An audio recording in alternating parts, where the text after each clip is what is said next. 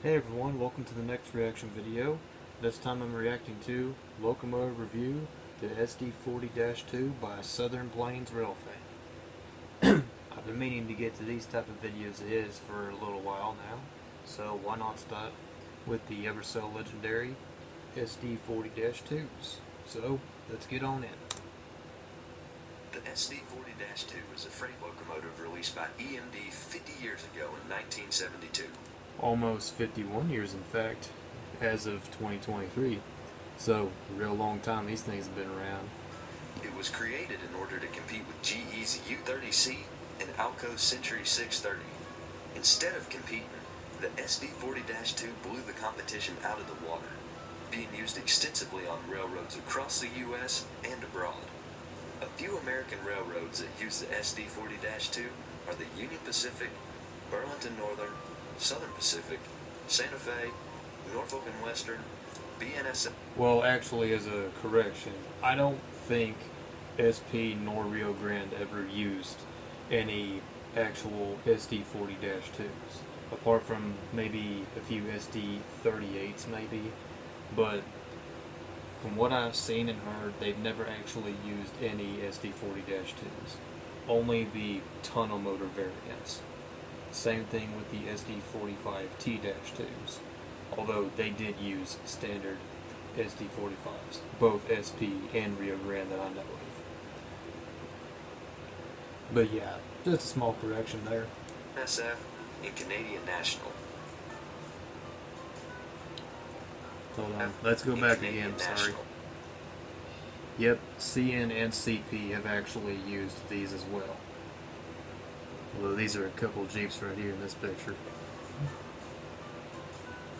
An exceptional service life. SD40-2s are among some of the longest-lived diesels American railroads have ever seen. Yep. Take this former Burlington Northern engine. This locomotive is among some of the first SD40-2s ever released, being made all the way back in 1972. It's old. Despite its age, you can see that it's been outfitted with air conditioning and PTC antennas. This shows that BNSF, along with other Class 1s, is still actively maintaining its fleet of SD40-2s in order to keep them in service and up to date. And making sure to take real good care of them. Now, even though they won't last very long, as long as you maintain them properly, they'll serve you exceptionally, and you will not be disappointed. It's still looking good in its updated Cascade Green paint right here. When these locomotives were created, Love I don't H1 think by that the way. EMD expected them to last this long. A typical locomotive service life is anywhere from 20 to 30 years, but these engines have stood the test of time, proving their mettle for sure. They've been built to last. The fall of the SD40-2s. If you were an active rail fan 25 to 30 years ago, then you probably have fond memories of SD40-2s leading long cold drags and speedy intermodals. SD40-2s pretty much ruled the rails until GE released their Dash 8 series with the new wide cab. Yeah, even though I'm mostly an EMD fan, I do have some favorite GEs. Conrail Dash 8s, definitely some of these. I miss Conrail just like everyone else actually. Big blue Conrail, man. Now, railroads were choosing to use the wide cab over standard cabs for a variety of reasons, but mainly improved safety and visibility. Yep. This didn't totally dethrone the SD40-2 though. For at least a decade, wide cab engines and SD40-2s worked alongside each other. But once GE came out with their second wide cab model, the Dash 9, and EMD themselves started. And obviously that's not a Dash 9, that's an AC44. And Grey Ghost Edition especially. RIP KCS by the way, and their Mexican subsidiary. Producing better, more modern road locomotives like the SD70 Mac, it started to spell what looked like the end for the SD. The Max, man. I don't know, I've had a bit of a soft spot for these things, but I definitely like them a little better when they got these very early BNSF cross-styled logos here. I think they just look real cool with them. Yeah, well, I mean, at least they're still fairly common on the cold drags and all, but they ain't gonna last forever. even the Mach E rebuilds have been pretty good as well. So I'm glad they're still around. Same thing with the Aces, even though they're not that old. SD40-2. Into the 2000s, SD40-2s were seen less and less out on the main line. It still wasn't too uncommon to catch them working as helper engines in the lash-up, or on the rare occasion leading the train, but their presence on the rails was not as prominent as it used to be. The good news is that these engines were so reliable and useful that railroads didn't want to scrap them, for the most part. Seeing new life. By the mid to late 2000s and into the 2010s, SD40-2s had all but disappeared from America's Class 1 main lines. But 4,000 of these engines were made. So where... Well, almost 4,000, which is insane. And I'm pretty sure they still hold that record to this day. Even if the General Electric GEVO series technically surpassed that, but that's more than one model. Where did they all go? Well, the ones that weren't scrapped all went to yard and local service. Nowadays, SD40-2s work to shunt cars and switch spurs. Nice Lots of war them bond, by have the been way. given new coats of paint and fancy gadgets like remote control capability and PTC in order to keep them versatile and up to standards. Even though these engines don't lead or help pull trains anymore, except for local freights, they're still being used extensively, just for a different purpose. Now on short lines it's a different story. Smaller railroads tend to use older power because it's cheaper to buy, and for lots of short lines across the nation, the SD40-2 is their backbone, their main workhorse, if you will. Yep. For example, I did capture a SD40-2 Duo from the RJ Corman company a few months back. I do have it on video if you want to check it out. But yeah, I caught a duo of those things pulling a short local, passing through. I was so lucky to get them things. I was just so excited, honestly. Nice experience. The SD40-2 has 3,000 horsepower, made possible by its turbocharged V16 diesel engine. It has a wheelbase of 43.5 feet, and its wheel arrangement is a C-C, meaning that all of its axles are powered with a traction motor. The locomotive's total weight is 368,000 pounds, and its fuel tank can vary between 3,200 and 4,000 gallons.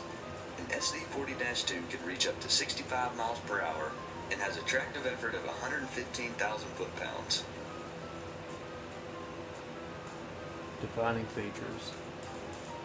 SD40-2s are quite an unmistakable locomotive, if you know what to look for. Let's start off with one of the most notable features on this engine, the front and back porch.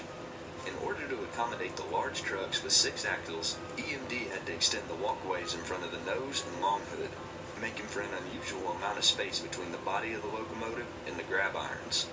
It almost looks like the shell of the locomotive is too short for its frame.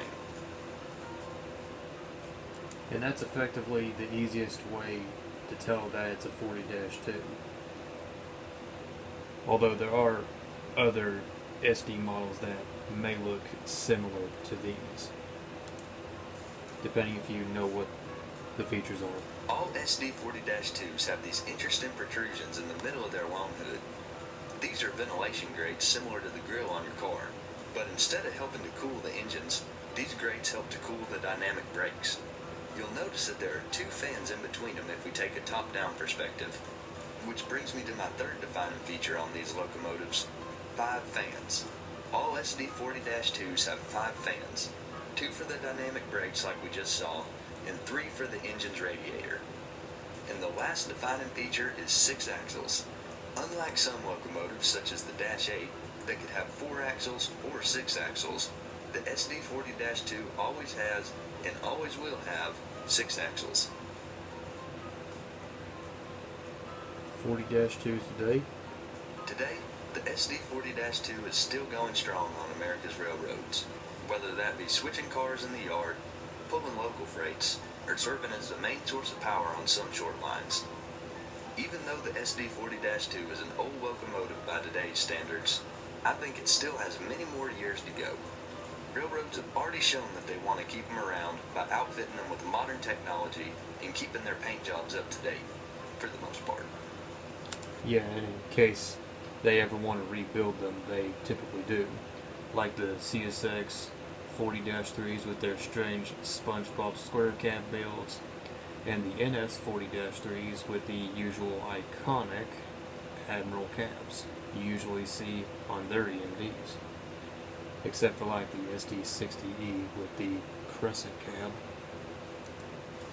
Will SD40-2s go the way the Dash 9 is now and be rebuilt en masse or sold off left and right? Yes, but not for a long time. I think if that was going to happen, it would have happened 20 years ago at this point. Now that's not to say that some of these locomotives haven't been rebuilt already, because several of them have. But the majority of America's SD40-2 fleet is the exact same as it was 30 years ago. Although UP does nowadays designate their remaining 40-2s as SD40Ns. They still use these to this very day. Even the ones that have a longer nose in the front. Needless to say, these locomotives are still kicking, and kicking hard. I think it's going to be decades before these things are gone for good. Yeah, it's a EMD after all. You can definitely expect them to live quite a long life at their best. And 40-2s in general are definitely the GOAT of all EMDs. And there's plenty of reasons as to why these things are a very famous Railfan favorite. And one last correction I want to give. Not all 40-2s were built with dynamic brakes. For the most part, anyway. And they've had their variants every now and then. Like the Canadian National SD40-2Fs with the Canadian style cab.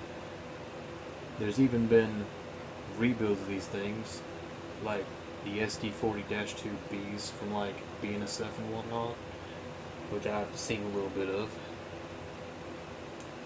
I think there's even like a full-width cowl body variant of these things that were used by CP years ago, though probably all sold off, just like the SD60M Triclops units they once had.